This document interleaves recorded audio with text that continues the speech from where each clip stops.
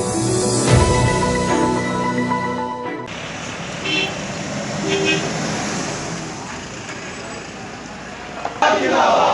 कुमार जिंदाबाद, नीतीश कुमार जिंदाबाद, लालन बाबू जिंदाबाद, अमर रहे जनता दल यूनाइटेड जिंदाबाद, नीतीश कुमार जिंदाबाद, ललन सिंह जिंदाबाद।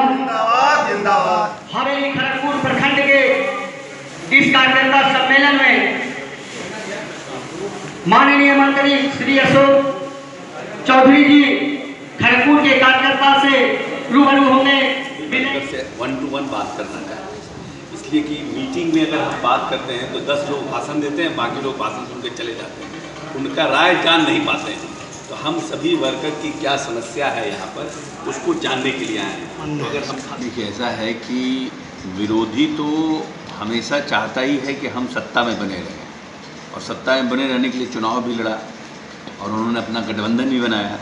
लेकिन जनता तो इस प्रदेश की जो बड़ी जनसंख्या है, जो ज़्यादातर जनसंख्या है, वो उनके 15 साल के कार्यकाल को देखी है। इसीलिए वो जनता चाहती नहीं है कि वो लोग आएँ।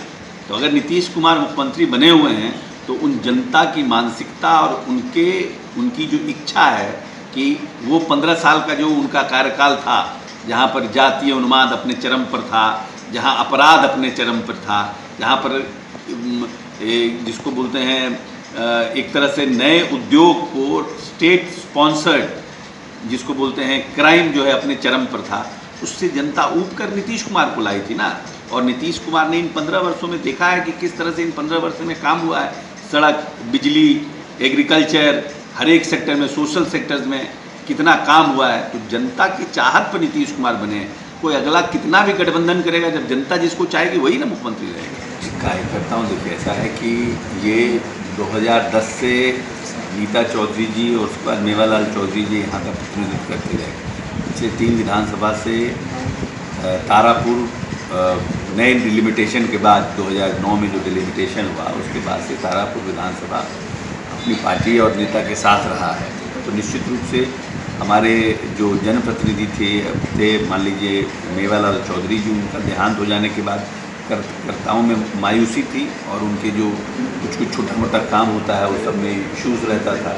माननीय नेता ने निर्देश दिया था, उन्हीं के निर्देश पर आए हैं कि कार्यकर्ताओं से मिलजुल करके उनकी जो समस्याएं हैं, उनकी समस्याओं को प्रॉपर फोरम पर उठा करके उसका निराकरण करना। इसलिए कार्यकर्ताओं से मिल रहे हैं। ऐसे तो बाकी मंत्री लोग आते हैं, अपने भाषण देते हैं, चले जाते हैं, लेकिन कार्यकर्ता अपनी भावना व्यक्त नहीं कर पाता है, क्योंकि भाषण तो बहुत कम लोग देते हैं, कार्यकर्ता तो हर एक इम्पॉर्टेंट होता है। तो उन सब लोगों से सभी, अभी कल हम तारापुर असरगंज किए हैं, आज यहाँ हवेली खड़गपुर है, इसके बाद संग्रामपुर है और टिटिया बम्बर, ये 2 ब्लॉक है, दोनों जगह जाएंगे। वहाँ भी कार्यकर्ताओं से मिलेंगे, इकट्ठे करेंगे, बात करेंगे और उसके बाद प्रयास करेंगे कि हम इन सब का नंबर कलेक्ट कर रहे हैं कि सबसे नंबर से फ़ोन से संपर्क में हम रहेंगे, उनकी जो समस्या है उसका हम निदान कर सकें। क्योंकि चुनाव आने वाला है, विधानसभा का उपचुनाव भी आने वाला है, तो कार्यकर्ताओं को एकजुट रहना, सबको एकजुट रख करके उनकी समस्याओं का समाधान करना और विधानसभा चुनाव मजबूती से लड़ना, यही हमारा ध्येय और इसी ध्येय से आए हैं। कहीं ये उपचुनाव की तैयारी तो नहीं है? नहीं, अभी तो देखिए चुनाव का तो अभी तो उपचुनाव की घोषणा भी नहीं हुई है।